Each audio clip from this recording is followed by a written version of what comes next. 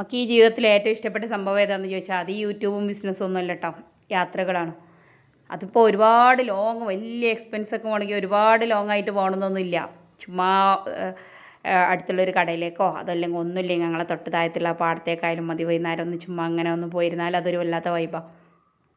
എല്ലാ കുച്ചിപ്പുറ്റും ചേനത്തലകളും എല്ലാം ഒഴിവാക്കിയിട്ടിട്ട് വെറുതെ ഇങ്ങനെ കട്ടൊക്കെ നിൽക്കുന്ന കുറച്ച് ആൾക്കാർ വരെ. എൻ്റെ 2 നാത്തൂൻ കുട്ടികളുണ്ട്. കുട്ടികളൊന്നുമല്ല, തള്ളച്ചിമാരാണ്. എന്നാലും ഇനി പോലൊരാശ്വാസത്തിന് പോലും വീഡിയോ ഒക്കെ സഹകരിച്ച് തന്നുകൊണ്ട് ഇപ്പോൾ നമ്മളവിടെ പോയാലും എന്താ അറിയോ, ഒന്ന് ഫോൺ ഉയർത്തിയാൽ എല്ലാവരും ഓടും. അപ്പം അങ്ങനെ വെറുതെ ഒന്നിരുന്നപ്പോൾ രണ്ടാമത്തെ ആങ്ങള ഗൾഫിലേക്ക് പോകുമായിരുന്നു. അപ്പോൾ ഓൻ്റെ കുറച്ച് എന്തൊക്കെയോ ഓന് ഇവിടെ നാട്ടിൽ പോയിരുന്നു, അട്ടപ്പാടി ഒരു കടയിൽ. അപ്പോൾ അയാളെ കാണേണ്ട ഒരാവശ്യം കൊണ്ട് കുറച്ച് എന്തൊക്കെ സെറ്റിൽമെൻറ്റ് കാര്യങ്ങളൊക്കെ ഉണ്ട്, ഒന്ന് പോയി നോക്കാമെന്ന് വിചാരിച്ച് അപ്പോൾ ഓൻ ഇറങ്ങിയതായിരുന്നു. അപ്പോൾ ചെറിയ ഞങ്ങൾ പറഞ്ഞു നിങ്ങളും പോരി, ഏതായാലും കാറെടുത്ത് പോകല്ലോ, മഴയൊക്കെ ആയതുകൊണ്ട് ബൈക്കിന് പോകാൻ വയ്യ, കാറെടുത്ത് പോവാണ്, വേണമെങ്കിൽ പോരി, അട്ടപ്പാടി കാണാനൊക്കെ നല്ല സ്ഥലങ്ങളുണ്ട്. അങ്ങനെ അട്ടപ്പാടി അകളി പോകാമെന്നുള്ള തീരുമാനത്തിൽ വീട്ടിൽ നിന്ന് ഇറങ്ങിയതാണ്. തുറ പറഞ്ഞ് വടായി വിടലുകളൊക്കെ വിട്ട് അങ്ങനെ ഇറങ്ങിപ്പോയി. ഇതുപോലെ ഇടയ്ക്കിടയ്ക്ക് ഓരോരോ ക്രിസ് പണ്ടത്തെ ഓരോരോ ഓർമ്മ പുതുക്കലും അങ്ങനെയൊക്കെ ആയിട്ട് അങ്ങനെ പോയി. അതിനിടയിൽ അനിയൻ പറഞ്ഞു നമുക്ക് ഇത് പോണ വഴിയാണ്, കുറഞ്ഞൊരു റൂട്ട് ചുറ്റി ഒന്ന് വെച്ചാൽ കറങ്ങിയാൽ മലമ്പുഴ പോവാം.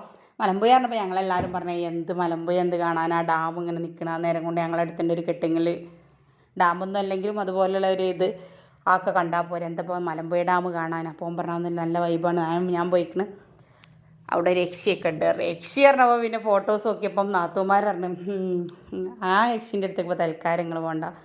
പിന്നെ ഞാനും പറഞ്ഞു ഈ യക്ഷികളൊക്കെ നിങ്ങളെ തലയിലുണ്ടെങ്കിൽ ഇപ്പോൾ വേറെ യക്ഷികളെ കാണാൻ പോകണ്ട. അങ്ങനെ പിന്നെ അതൊന്നും വേണ്ടാന്ന് വെച്ച് ഇങ്ങനെ ഇപ്പോൾ ഏതായാലും ഇപ്പോൾ ആ വഴി പോവില്ല, ജസ്റ്റ് ഒന്ന് കയറി പോവാമെന്ന് വിചാരിച്ചിട്ട് കയറി പോയതാണ്. പക്ഷെ നല്ല മുതലായി, നല്ല വ്യൂകളുണ്ട്. അതുപോലെ തന്നെ പുതിയ പുതിയ സംഭവങ്ങളൊക്കെ ഒരുപാടുണ്ട്. അങ്ങനെ കല്യാണമൊക്കെ കഴിഞ്ഞ് പണ്ടൊക്കെ ആര് കല്യാണം കഴിഞ്ഞാലും ഞങ്ങൾ മലമ്പുഴ പോയെന്ന്. ഇപ്പം എല്ലാവരും എന്താണ് വലിയ വലിയ സ്ഥലങ്ങളിലാണ് പോകുക. പക്ഷെ അന്ന് മലമ്പുഴ, ഊട്ടി കൊടൈക്കനാൽ മലമ്പുഴ അന്നൊരു സീന് സ്ഥലമാണ്. എൻ്റെ മാമന്മാരൊക്കെ കല്യാണം കഴിഞ്ഞ് ആദ്യം ഹണിമൂൺ ട്രിപ്പ് എന്നൊന്നും പറയില്ലെന്താ ഞങ്ങൾ കല്യാണം കഴിഞ്ഞ് ഞങ്ങൾ മലമ്പുഴ പോയില്ലേ കല്യാണം കഴിഞ്ഞാൽ, അങ്ങനെ ഇനി അന്നത്തെ ചോദ്യം. നമ്മളെ കല്യാണം കഴിഞ്ഞ് നമ്മൾ പിന്നെ അങ്ങോട്ടും പോയിട്ടൊന്നുമില്ല. മോനെ ഡോക്ടറെ കാണിക്കാൻ കോഴിക്കോട് ശശിധരനെ മോന് ഭയങ്കര കഫക്കെട്ടായിരുന്നു വലിയ മോനിക്ക്. അപ്പോൾ ഓനെ ഡോക്ടറെ കാണിക്കാൻ വേണ്ടിയിട്ട് കോഴിക്കോട് പോയപ്പോഴാണ് ആദ്യമായിട്ട് കാക്കുവിൻ്റെ ഒപ്പം ഒരു ലോങ് ഡ്രൈവ് പോയത്. അങ്ങേർക്ക് യാത്ര എന്ന് പറഞ്ഞാൽ ഭയങ്കര ദേശീയ തലവേദന, നമുക്കാണെങ്കിൽ അത് കട്ട എന്താ പറയുക വൈബും. അല്ലെങ്കിൽ ഞാനും കാക്കും ഫുള്ള് ഓപ്പോസിറ്റ്. അങ്ങനെയുള്ള ഒരാളുണ്ടെങ്കിൽ നമ്മളെ ജീവിതം രസമാവട്ടെ, കാരണം ഇന്ന് നമുക്ക് അടിയിടാണ്ടാവും. ഇതൊന്നുമില്ലാതെ നിങ്ങളാണ് എൻ്റെ എല്ലാം, അങ്ങനെ ആകുമ്പോൾ എന്താ പറയുക, അങ്ങോട്ടും ഇങ്ങോട്ടും ഒരു അടിയില്ലാതാവുമ്പോൾ നമുക്ക് എന്താ ബോറായിട്ട് തോന്നൂലേ. അങ്ങനെയൊക്കെ സമാധാനിക്കാതെ വിചാരിക്കുന്നോലും ഉണ്ടാവും. അങ്ങനെയുള്ള കമൻ്റൊന്നും ഇപ്പോൾ നിങ്ങൾ തൽക്കാലം ഇടണ്ട. നമ്മൾ തൽക്കാലം അങ്ങനെയാണ് പോകേണ്ടത്. എന്താ പറയുക, നമ്മൾ വിചാരിക്കാത്ത ഓപ്പോസിറ്റ് സൈഡിൽ കൂടെയാണ് സംഗതികൾ പോകണമെങ്കിൽ നമുക്കുള്ള പ്ലസ്സുകൾ നമ്മൾ ഉണ്ടാക്കിയെടുത്ത് സന്തോഷിക്കും. അത് പഠിച്ചവൻ നമുക്ക് തന്നിട്ടുള്ള ഒരു വലിയ കഴിവാണ്. എന്തായാലും ഇപ്പോൾ ഈ വീഡിയോയിൽ പറഞ്ഞതെന്ന് വെച്ചിട്ട് കാക്കു എന്താ പറയുക ട്രിപ്പ് പോകുമൊന്നുമില്ല. ഇപ്പം മക്കളിതാ പിന്നാലെ കൂടെ നമ്മൾ അങ്ങോട്ട് പോകാറുണ്ട്. അപ്പോൾ ഇപ്പോൾ മക്കൾക്ക് വേണ്ടിയിട്ട് കുറച്ച് ഇറങ്ങുന്നുണ്ട്. പിന്നെ വേറെ ആരെങ്കിലുമൊക്കെ ലോങ് ഡ്രൈവാണ് മൂപ്പര് വിഷയം, പോരാനിഷ്ടമല്ല, അതിൻ്റെ ഒന്നുമല്ല. അപ്പോൾ ആരെങ്കിലുമൊക്കെ ഡ്രൈവറായിട്ട് ആരെങ്കിലും ഉണ്ടെങ്കിൽ മൂപ്പര് എവിടെയും പോകുന്നുള്ളൂ. പക്ഷെ അത് ഞങ്ങൾക്ക് മക്കൾക്കും പറ്റില്ല, എനിക്കും പറ്റില്ല. നമ്മളെ ബ്രദറോ അങ്ങനെയുള്ള ആളുകളൊക്കെ ആണെങ്കിൽ പിന്നെ രസമാണ്. വേറെ ഒരു പുറത്തുനിന്ന് ഒരാൾ വന്നിട്ട് പിന്നെ അപ്പോൾ നമ്മളിങ്ങനെ ഒരു പ്രൈവസി ഇല്ലാതെ ഇങ്ങനെ ഡ്രൈവ് പോയിട്ട് എന്താണെന്ന് വെച്ചിട്ട് നമ്മളങ്ങനെ തൽക്കാലം ആ പായ നിൽക്കണേ മടക്കി വെച്ച് ട്രിപ്പും വേണ്ട കോപ്പും വേണ്ട അറിയും. ഈ മലമ്പുഴ ഡാമിൻ്റെ ഈ ഇതിൽ ഗാർഡനുണ്ട്, യക്ഷിയായിട്ടുള്ള ആ ഫോട്ടോസ് ഉണ്ട്.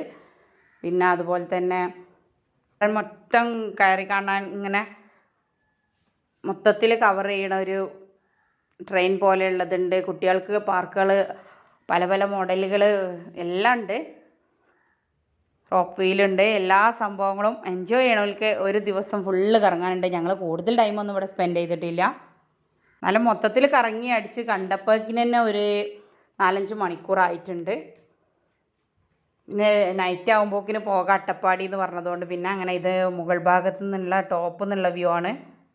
ഒരുപാട് പേരുണ്ട് ഇവിടെ വന്നിട്ടുള്ളത്. ഞങ്ങൾ വിചാരിച്ച് മലമ്പുഴക്കാരിപ്പോൾ കാരണം ഇപ്പം അങ്ങനെ ഒരു ടോപ്പായിട്ട് കേൾക്കാറില്ല മലമ്പുഴ. എല്ലാവരും എന്താ പറയുക ബസ്സിന് കൂടെ ഊട്ടി കൊടൈക്കനാൽ, മൂന്നാർ അങ്ങനെയൊക്കെയാണ് കേൾക്കാറുള്ളത്. ഇപ്പോൾ അങ്ങനെ മലമ്പുഴയെക്കുറിച്ച് വല്ലാതൊന്നും കേൾക്കാറില്ല. അതുകൊണ്ട് തന്നെ ഇവിടെ ബോച്ചയും മഡോണയായിട്ടുള്ള സെൽഫി എടുക്കാനുള്ളതൊക്കെ ഉണ്ട്.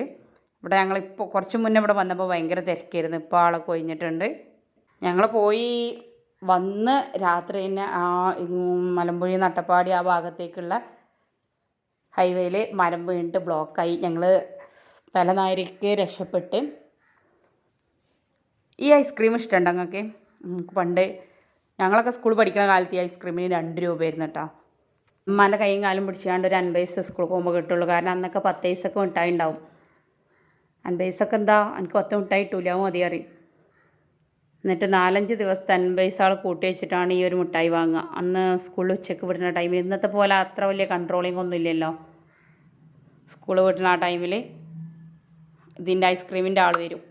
2 രൂപേൻ്റെ വാങ്ങിയാൽ അവിടെ അല്ലെങ്കിൽ എന്ത് ചെയ്യും, എല്ലാവരും ഫ്രണ്ട്സുകളെല്ലാവരും കൂടെ കൂടിയിട്ട് അന്നൊക്കെ അങ്ങനെയായിരുന്നു. ഇപ്പം എന്തെല്ലാം നോക്കും. ഓഹോ ഓനക്ക് ആ ചൊറിയുണ്ട്, ഈ ചൊറിയുണ്ട്, അങ്ങനെ ഉണ്ട്, ദൂരെ ഇരിക്കണം, മാസ്ക്, എന്തെല്ലാം നിബന്ധനകളാണ്. അന്ന് നമുക്ക് അങ്ങനത്തെ പ്രശ്നങ്ങളൊന്നും ഇല്ലല്ലോ. ഫ്രണ്ട്സുകൾ 4 ആൾ കൂടി ഇത് സ്നേക്ക് പാർക്കും ഉണ്ട് കേട്ടോ ഇവിടെ.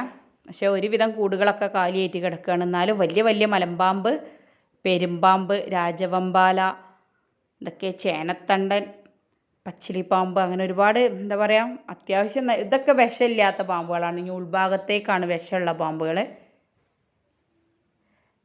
അപ്പോൾ അങ്ങനെ ഞാൻ പറഞ്ഞു നിർത്തിയതോടെ ഐസ്ക്രീം 4 പേര് 50 പൈസ എടുത്തിട്ടൊക്കെ കൂടും. എന്നിട്ട് ഒരാൾക്ക് 4-5 പീസൊക്കെ ആക്കിയിട്ടൊക്കെ കഴിക്കും. എന്നാലും നമ്മളെല്ലാവരും കൂടി ആ സ്കൂളിൻ്റെ മുറ്റത്ത് ഇങ്ങനെ വട്ടട്ടിരുന്നിട്ട് ഇങ്ങനെ അതടിക്കുമ്പോൾ എന്താ പറയുക, ഒരൊറ്റ സിപ്പ് മതിയില്ല നമുക്കന്ന് ഐസ്ക്രീമൊക്കെ കഴിച്ചെന്ന് തോന്നാൻ. ഇന്ന് നമ്മളെ മക്കൾ ആരെങ്കിലും അങ്ങനെ കഴിക്കുമോ? ഒന്ന് കിട്ടിയാൽ തന്നെ അടിയാവും, ഒന്നും കൂടെ വേണമെന്ന്. പക്ഷെ അന്ന് നമുക്ക് എന്ത് കിട്ടിയാലും മതിയാവുമായിരുന്നില്ലേ. ഞാൻ ചിന്തിക്കലുണ്ട് എൻ്റെ കാര്യം. ഞാൻ ഇപ്പോൾ മക്കളെ കാര്യത്തിൽ ഇങ്ങനെ ചിന്തിക്കുമ്പോൾ അവർക്ക് എന്ത് കിട്ടിയാലും അവർക്കത് മതിയാവണില്ല. പക്ഷെ നമുക്ക് കുറച്ച് കിട്ടിയാലും എനിക്കിത് മതി, ഇത് കിട്ടിയല്ലോ എന്ന് ചിന്തിക്കണ ഒരു കാലം ഇനി നമ്മളെ കാലം. പക്ഷേ ഇന്നത്തെ കാലം എന്താ പറയുക, കിട്ടിയാലും ഇതേ ഉള്ളൂ എന്ന് ചിന്തിക്കണ കാലമാണ്. നിങ്ങൾ ആരെങ്കിലും ആലോചിച്ച് നോക്കിയിട്ടുണ്ടോ അങ്ങനെ? ഇവിടെ വന്നപ്പോൾ സങ്കടം തോന്നിയൊരു കാഴ്ച കണ്ടത്. ഇത് പെരുമ്പാമ്പാണ്. 2 പെരുമ്പാമ്പുണ്ട്. ഇതിലിട്ട് കൊടുത്തിക്കാണ് കോഴികൾ. അതാ കണ്ട, ഈ കോഴികളെ ഇട്ട് കൊടുത്തിക്കാണ്. പെരുമ്പാമ്പിന് ഇട്ട് കൊടുത്തതാണ് ഈ കോഴികളെ. പാവല്ലേ. ഇവർ ഇങ്ങനെയൊക്കെ കൊടുക്കുകയാണെങ്കിൽ എനിക്ക് അതിൻ്റെ ആൾക്കാരെ കണ്ടിട്ട് പറയണം എന്നൊക്കെ തോന്നിയിട്ടോ. സങ്കടം തോന്നി. എന്താ വെച്ചാൽ ഈ കോഴികളെ ഇങ്ങനെ ജീവനോടെ ഇട്ട് കൊടുക്കുമ്പോൾ ഇനി പെരുമ്പാമ്പ് ഇങ്ങനെ ഈ ഷോക്കും വേണ്ടിയിട്ടാണ്, പെരുമ്പാമ്പ് എരനെ പിടിക്കണത് കാണാൻ വേണ്ടിയിട്ടാണ് ഓല അങ്ങനെ ഇട്ടതെന്ന് തോന്നുന്നുണ്ട്. പക്ഷെ എന്നാലും ജീവനോടെ അങ്ങനെ ഇട്ട് കൊടുത്ത് കണ്ടപ്പോൾ ഭയങ്കര സങ്കടം തോന്നി. ഇത് അതുപോലെ തന്നെ മുതല. ഒരു ദിവസം ഫുള്ള് കറങ്ങിയാലും തീരാത്തത്ര കാഴ്ചകൾ ഇതിൻ്റെ ഉള്ളിലുണ്ട്. അല്ല, കുട്ടികൾക്ക് നല്ല മുതലായി. ഇതിൽ പിന്നെ ഞങ്ങൾ കയറിയിട്ടില്ല. പക്ഷെ ഇത് വലിയ ഒരു ഷൈനിങ് ഇല്ല, കാരണം സ്പീഡും ഇല്ല. അതുപോലെ ഇരുന്നിട്ട് ഇങ്ങനെ പോയിട്ട് ഫുള്ള് ടോപ്പിൽ കാണാൻ വേണ്ടിയിട്ടാണ്. അപ്പോൾ വണ്ടി നിറച്ചും പെട്രോളും കയ്യിൽ കുറച്ച് ക്യാഷും സൊറ പറയാൻ അതേ വൈബുള്ള കുറച്ച് മണ്ടന്മാരും ഉണ്ടെന്നുണ്ടെങ്കിൽ മലമ്പുഴയ്ക്ക് നേരെ വിട്ടോ. കാണാനും വൈകുന്നേരം ആവാനും മനസ്സ് നിറക്കാനും പറ്റിയ എല്ലാ കാഴ്ചകളും ഇവിടെ ഉണ്ട്. ഇതാ കണ്ട, പെരുമ്പാമ്പിന് ഇങ്ങനെ ഇട്ട് കൊടുത്തേക്കാണ്, കോയിനെ ജീവനോടെ ഇട്ട് കൊടുത്തേക്കാണ്.